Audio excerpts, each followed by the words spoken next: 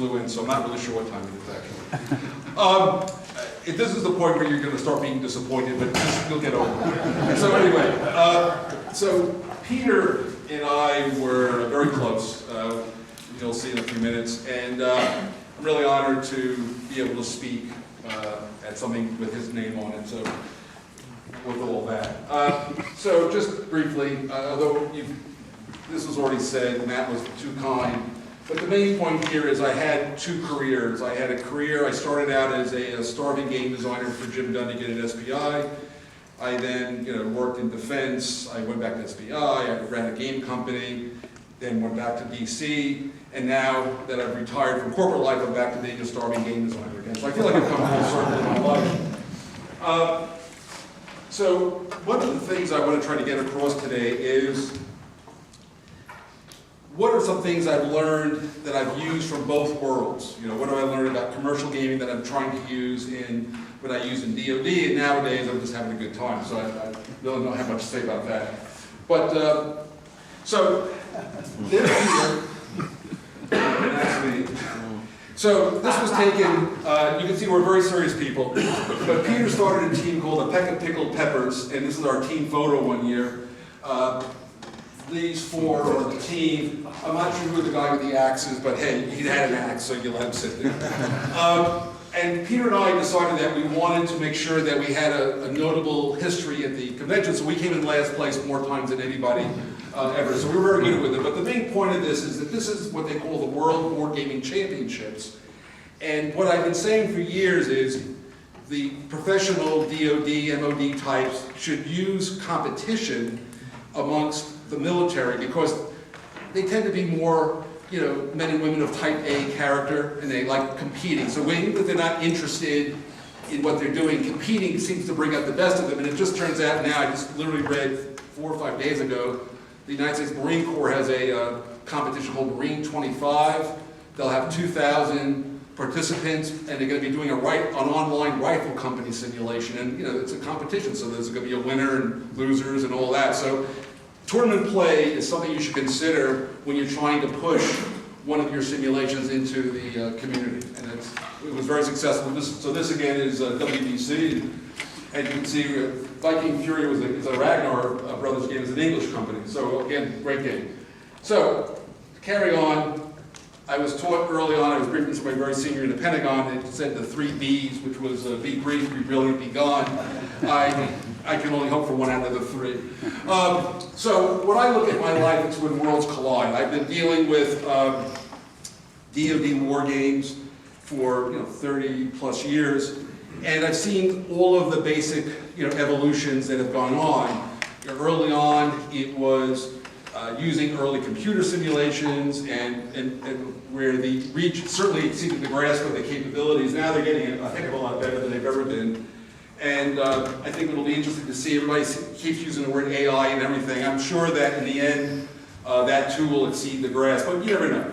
So anyway, what I'm going to talk about today is I'm going to use 2 analog games. I talk about board games as analogs. People, every time I say a game is, I go, oh, is it on, Xbox? I go, no, I'm a little too old for that kind of stuff. So I do analog games, and I'm going to talk about 2 in particular. One I did with Peter, War in the China Seas, and another one, Defiance, which is a game about to come out on the Ukraine, the Russia-Ukraine war that's going on right now. But both games use commercial techniques. It's all open research, obviously, because I haven't been I haven't had clearances over a decade. And again, examining hypothetical and, in this case, what I call the first draft of history of current conflict. There we go. So I want to talk a little bit about convergent evolution for a moment. So, in biology, 2 things can look alike and come from very different sources. And I think that it's true that the commercial wargaming comes from a very different place than does professional wargaming. But in the end, they look alike, and so we think they're the same, and they're really not. Because they have different purposes, they have different sort of dialogue, lexicons, and all those kinds of things, but there are some common purposes. I will note, this is just sort of, you can read this later on, but the Royal Game of War, obviously Chaturanga, which eventually became chess, and which I'm a big fan of, and then the Kriegspiels, and I should note that Peter's last game that he published was called Pratzen, which is a tactical game of the Battle of Austerlitz, which was in December of 18-something or other. And he used Kriegspiel's combat tables. And what's interesting about that point was, I never actually looked at the tables until he published the game.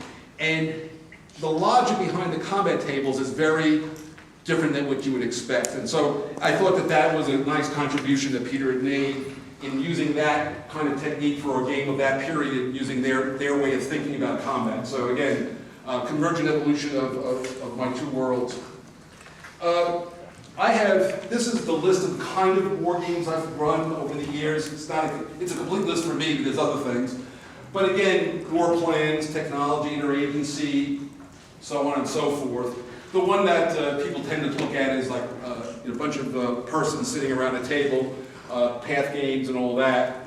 But what I have seen in the DoD, and I'm going to talk a little bit about this, is looking at war games like they're a computer simulation and trying to use war games like a computer simulation and how you analyze them, how you run them, is, I think, has been a mistake, and I'll talk a little bit about that in the next few slides.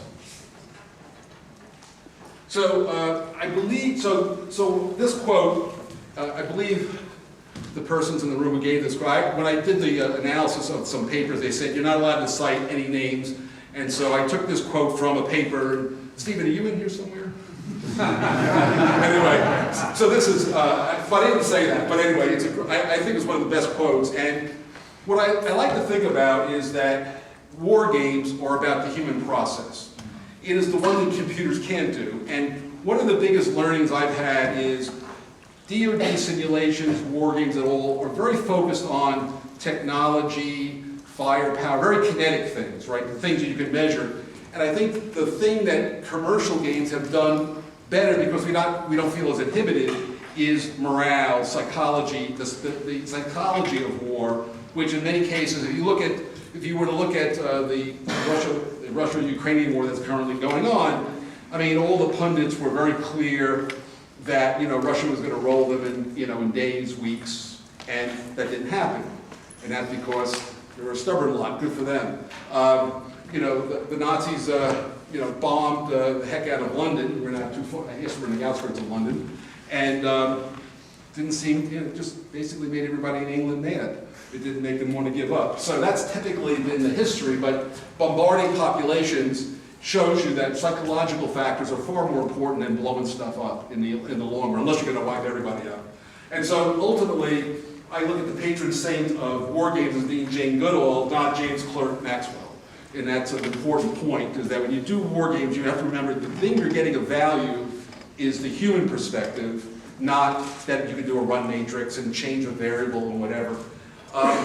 When I had this analysis that I took that quote from, at the time, this goes back a number of years, the big thing was, could NATO put 6 brigades into the Baltic states and hold off a Russian invasion? So the whole analysis was, is 6 brigades enough?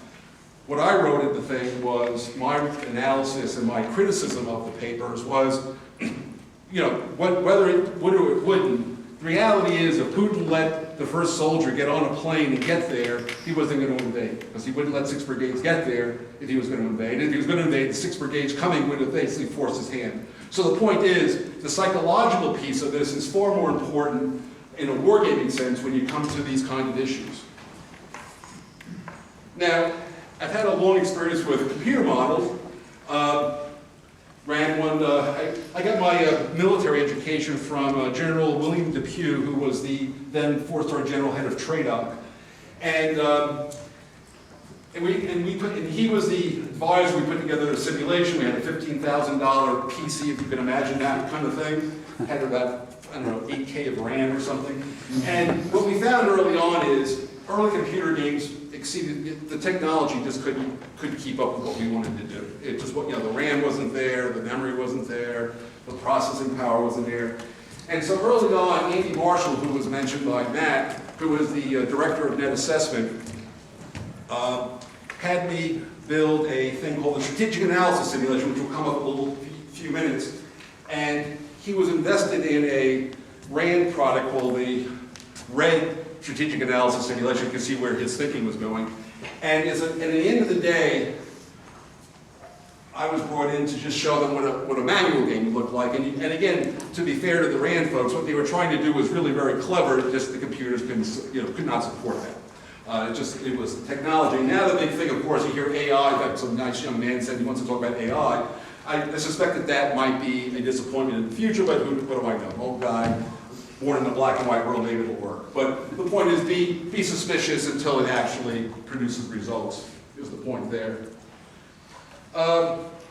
So these are some issues I have dealt with in the DoD space. I never worked for MOD, so DoD space, the United States. Misuse of war games for modeling simulation questions. When I used to do simulations in the Pentagon, there's an organization called the Ballistics Research Laboratory. They're up in Aberdeen, Maryland, and they have simulations like it used to be there was an L7 rifle gun, which is actually a British gun that we used to use in our tanks.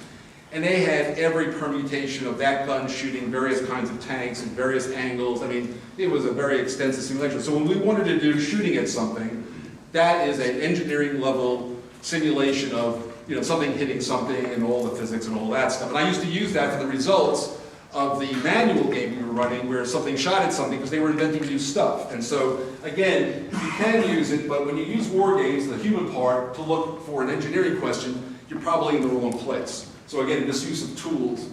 I find that when I would talk to somebody who wanted to run a war game, they were often very unclear what they wanted to achieve.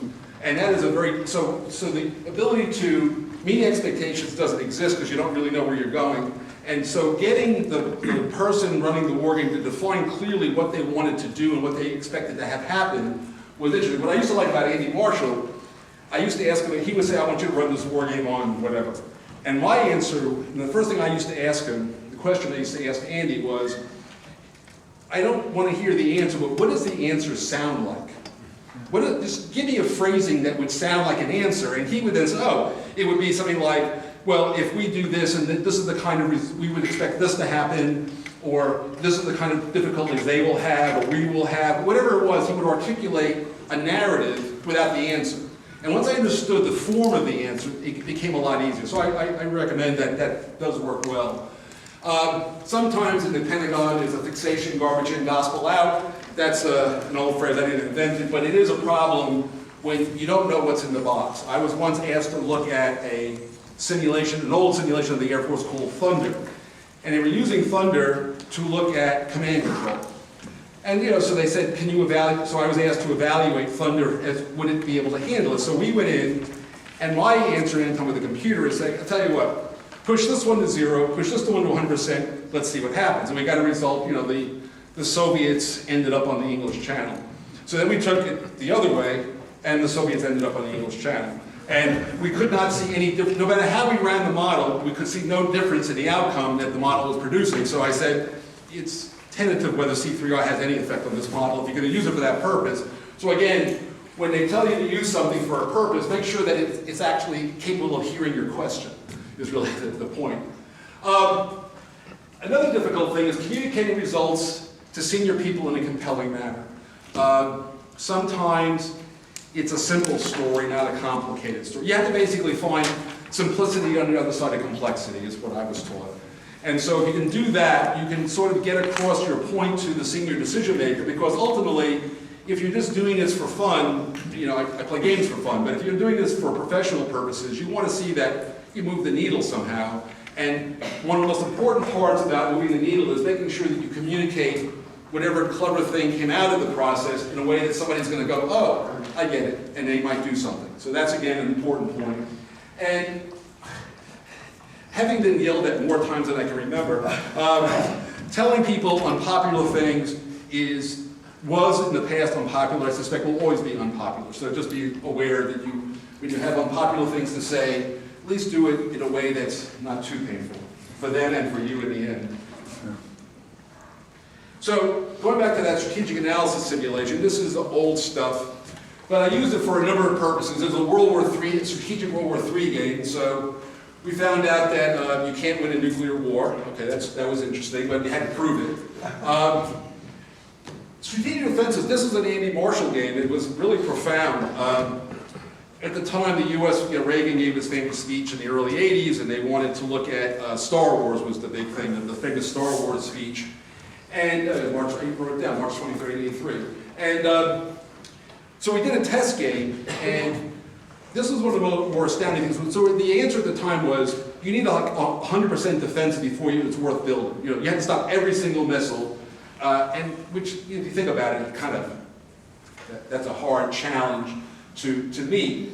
And so we did a test game. We only had 15% defenses, and all of a sudden, something very magical happened, at least at that moment, is that the Soviets team, it was not really Soviets, obviously, but the Soviet team, which were all Air Force officers who were intelligence experts and all that, they couldn't figure out how to achieve their, blow up the world results. They didn't have enough weapons. They used to have like 15,000 warheads, and they used to leave in a World War III simulation, they'd use half to destroy the world. All of a sudden, 15,000 wasn't enough. Now, obviously, the end result would have been the same, but the point was that even a little bit of defense goes a long way, because the main point was they didn't know what was being defended. So that's the key part, is if I know you're defending that, I'm going to use more. If I know you're not defending it, I can use less. But if I don't know where the defenses are, you're kind of stuck. And so the conundrum was a psychological one, not a kinetic one. That's an important point to be made there. And in proliferation, it's interesting. This was a war game we did a number of years ago, again, with an analog game. But the game in '85 saw the collapse of the Warsaw Pact. The CIA walked out, they apologized later. The US budget surplus in the late 90s, everybody laughed, that actually happened. And again, this is by accident, this is not something clever. And the last one which has not happened yet, but Japan becoming a nuclear power when they felt the US wasn't going to back them. And so that's the last one, the last finding. We'll see if that even comes true, but again, I see some evidence of that. So Jim Dunnigan, JFD, a guy I called, well, I actually see him all the time. I saw him a few days ago. He's doing well. He created a genre of games at SPI, which is a company called Simulation and Publications Inc., where I started, which was, at the time, we called contemporary war games. So this one is the one I did, he was the designer, I was the young, heavy lifter. I did all the heavy lifting for him. But the point of the game was 1978 Warsaw Pact invasion of the West. And it turns out that and one of the things that people used to complain about was that that NATO used to hold off the Warsaw Pact without nuclear weapons. And as it turns out, even the Russians, after the wall fell, the Russians thought that also, by the way. So maybe that's one of the reasons why they didn't do it. But again, 100 pages of rules and scenarios. You're not going to get a professional who's not into wargaming to even look at they're not going to look at that. So you have to find ways to push that in. But the advantage of a simulation like that is whatever you don't like, you can see. It's all visible. There's no black box effect. And so you can modify it. And people have been modifying this design apparently for decades. But the point here is, this is what a commercial war game that, and by the way, this game was what got me into Washington. When I did this game for Jim, and then I got hired into DC because of this game. So it was a very significant game from my career point of view. It was a successful game for SPI, so everybody was happy. But anyway, again, what a commercial game looks like. Going back to the theme of, it's about the people. Kuwait gets invaded. I find this out because I get in the subway, metro. It's not in New York now, I was in DC. I'm in the metro, it's early in the morning, I'm barely awake, and I see somebody's holding the newspaper that Saddam Hussein has invaded Kuwait. And as I get into my office in Crystal City, which was next to the Pentagon, I get a call from Andy Marshall, and I went and ran a war game that day. But the thing that made the game successful was we were able to get on very short notice 3 people, but one of them was a lady who had been a deputy ambassador to Iraq, and she knew Saddam Hussein. So we actually finally in the room with somebody who actually knew what he was like. I didn't know him. And so the success of the game really came down to what her input was and how we were able to figure out what might be the levers that would stop it from going into Saudi Arabia. So again, the human part. And the game, Gulf Strike was used by the Army in an exercise right before the counterattack, and that they found out that, according to the U.S. Army, I wasn't in the game, but I got the results, it would take about 3 days, it would be very low casualties, which a part of the US government that had a different view said to my boss, this colonel, and impressively he used a particularly interesting word as a noun, a verb, and an adjective in one sentence. I was very impressed by that. But it was an interesting meeting, to say the least. But it shows what creativity can do in language. Now this is a game that I did with Peter Perla. So we were asked by OSD Net Assessment to do an education game.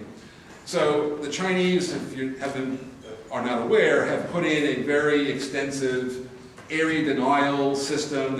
They've changed the geography of the South China Sea, which apparently the Philippines are starting to do themselves now, up in the north of the sea. And they've built long-range missiles over the horizon radar, diesel submarines. I just read an article literally yesterday in the New York Times. There's a whole article about the nuclear submarine competition that's going on. They have 58, we have 34. You know, that kind of thing is starting up. You know, the numbers part of the Cold War is coming back.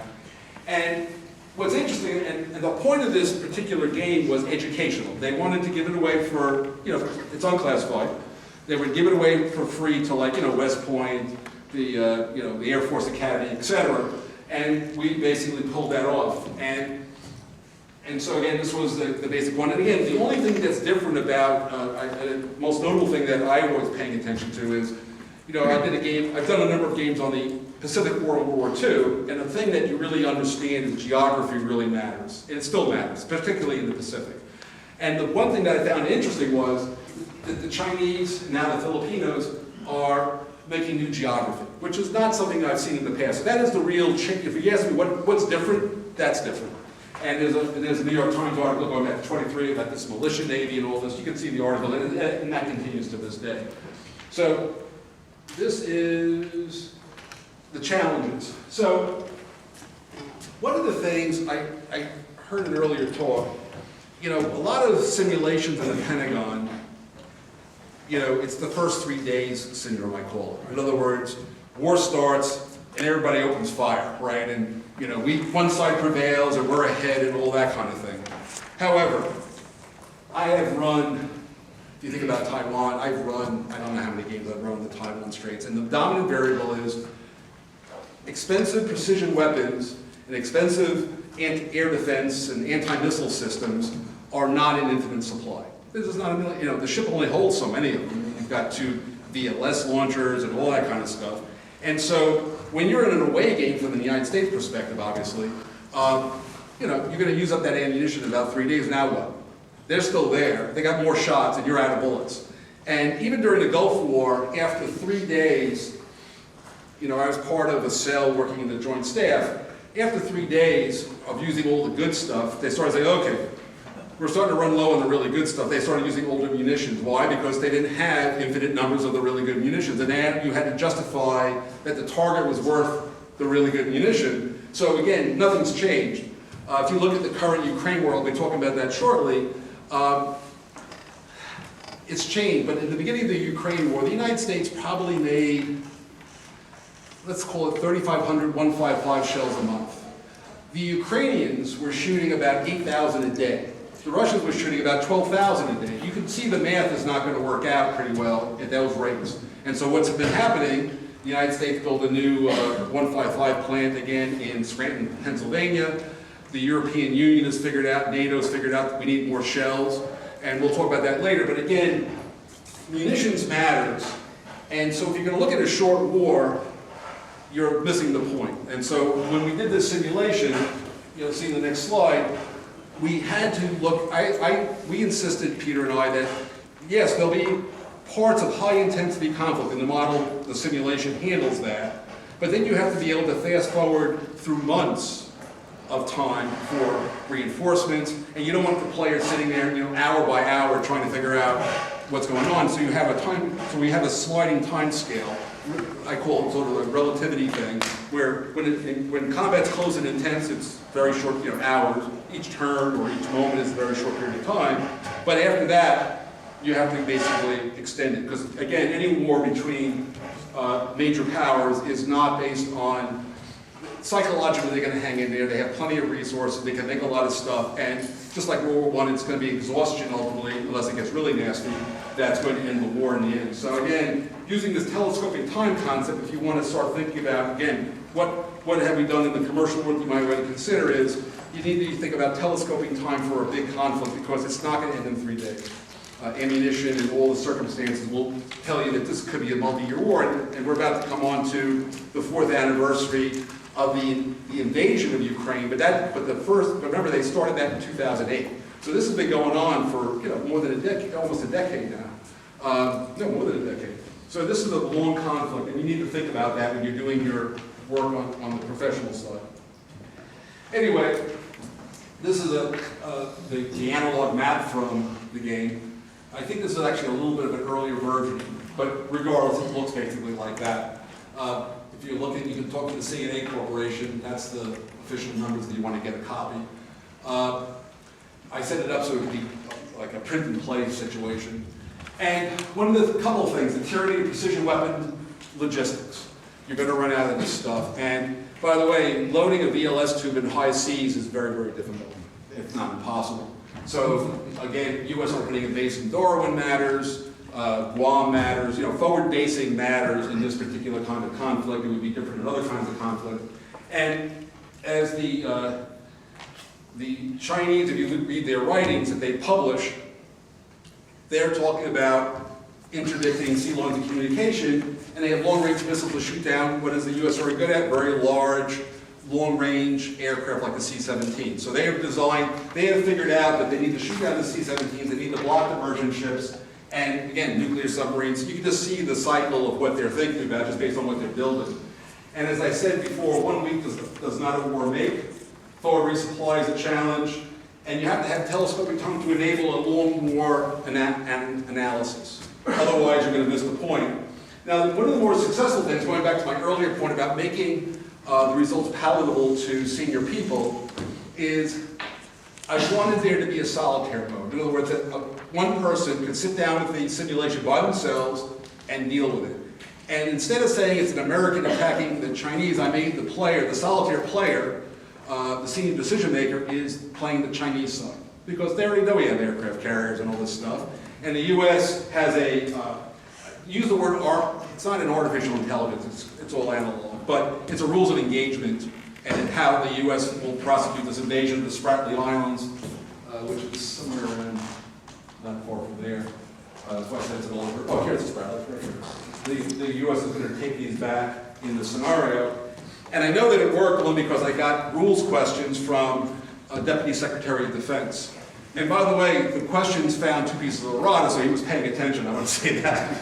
So, anyway, again, consider that if you're trying to get senior people, generals, whatever, to use it, a solitaire mode where they can work with the simulation alone, not be embarrassed, not have a lot of people looking at it, might be a more effective method for getting your message across to senior people. This is something I got offline, and I have a good friend who is, he's Chinese, but he's also a very good, he translates. And he tells me that this diagram is using, it's not Taiwan, or the idiom is wrong. It's basically mainland Chinese idiom. And basically it's how you would, if you could read it, he read it, but it's how they would prosecute a blockade of Taiwan. And having worked with the Taiwanese, they told me that we were estimating they could hold out for 6 months, and they told me 3 months, but that was a long time ago. Maybe they've gotten better at it. But I just saw an article in the New York Times where they're thinking they can't hold off an attack. So again, a situation that remains alive. A lot of things are important. I can go through them, but after the '73 war, surprise, a lot of stuff on surprise was written. Michael Howard had a lot of articles at that time. And after the Gulf War, the Chinese had an enormous amount of reading. They said, oh wow, this precision strike system thing the Americans have come up with seems to work. And they changed their whole thinking since the 90s based on that. And again, as I said, based on multiple war games, you need to look beyond the shootout, and ammunition matters. Logistics matters in this particular situation. Just try to be mindful of the time. This game is right now we're in final. I got rules questions from the developer today. But this game is a game, I wanted to write the first draft of history. So It is a simulation. I heard somebody talking previously about game balance. There is no game balance. Don't care.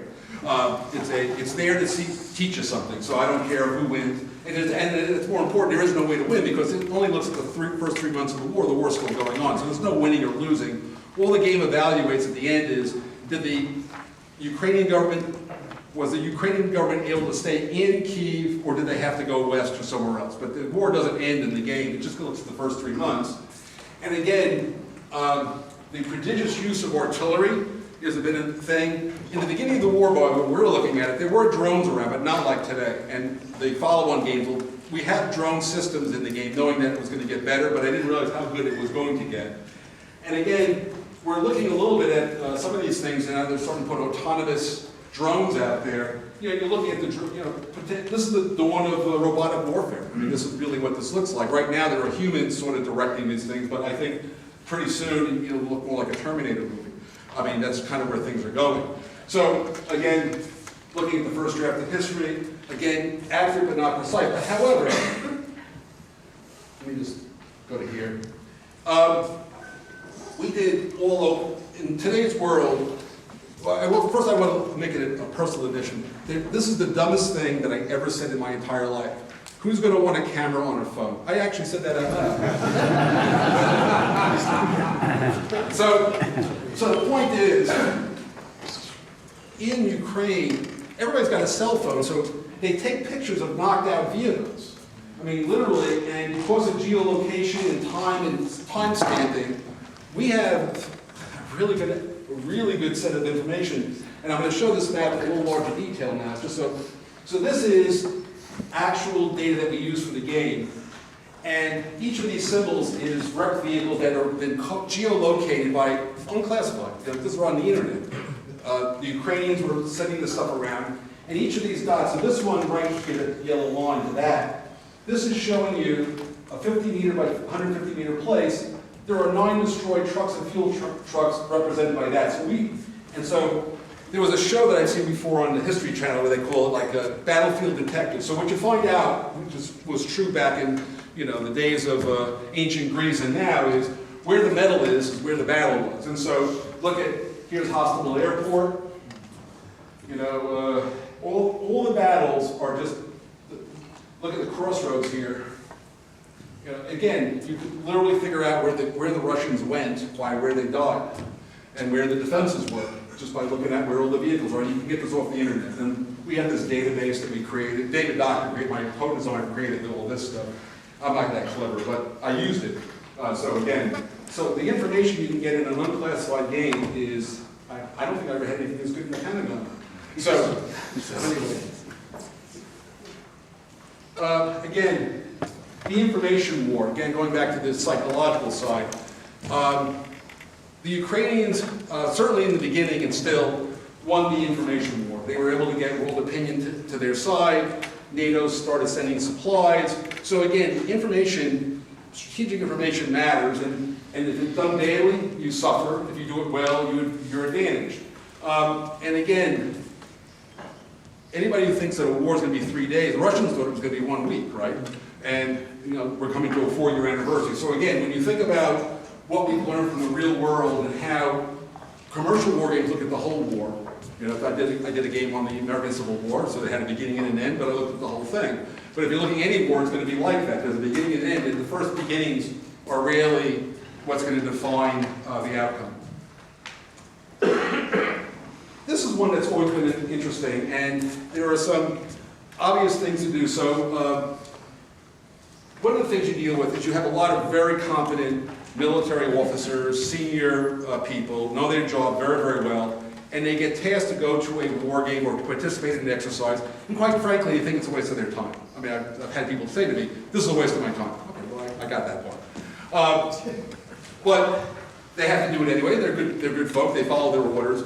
However, we did the best we could back then, but now these days, you can go on YouTube. You can take any game. If you like a particular game, it doesn't matter what the game is, type it in and write the word playthrough, and you will find videos of people playing the game online. And so I now do videos of my new games where I teach people how to play. You don't even have to read the rules anymore.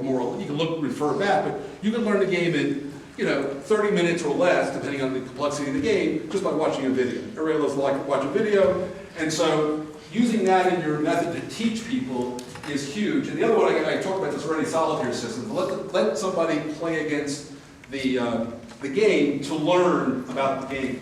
And so I'm going to show you Yogi. Now, Yogi, you have to know I'm a Yankee fan. In fact, this month, when I was 4 years old, in September of 1959, I saw my first Yankee game. I saw Mickey Mantle hit a two-run home run to win the game, so I was sold. But Yogi Berra used to have some very interesting phrases, like it's not over till it's over, but one of the ones I use here is, when you come to a fork in the road, take it. That's one of his famous lines.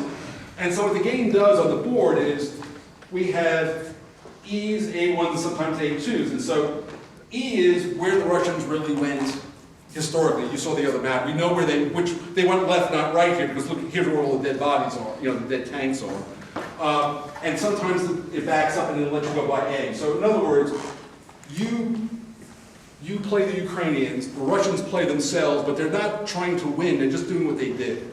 It's not trying to, the system is not trying to beat you, they're just trying to do what it does, but there's a lot of them.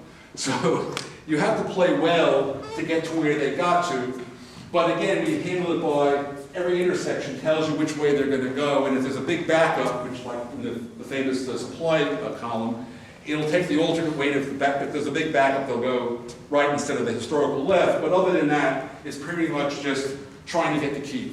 And so this is how we handle the solitaire.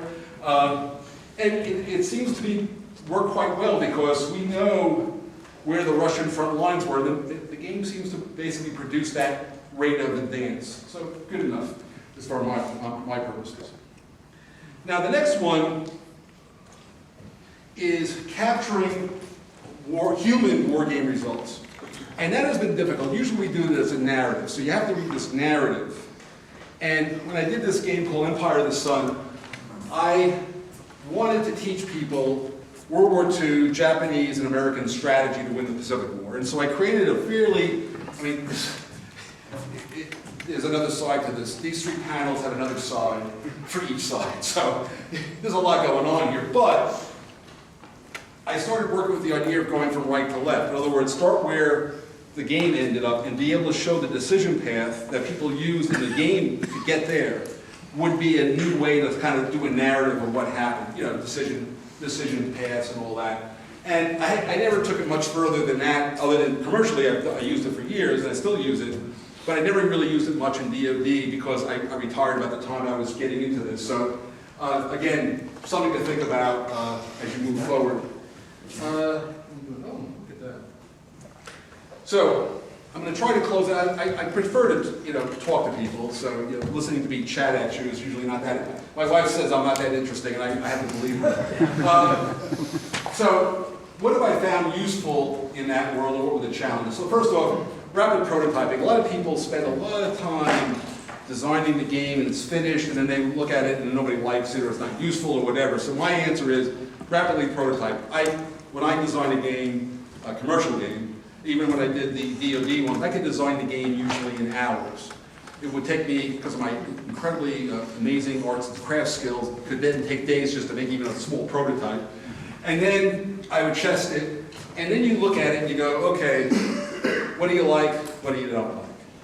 And then when you look at the column of what you don't like, your answer is, why was the stuff that I don't like in there in the first place? You might have to accommodate it another way. Not every idea that you put in there badly is something you want to throw away. Again, what is the old saying? Throwing out the baby with the bathwater.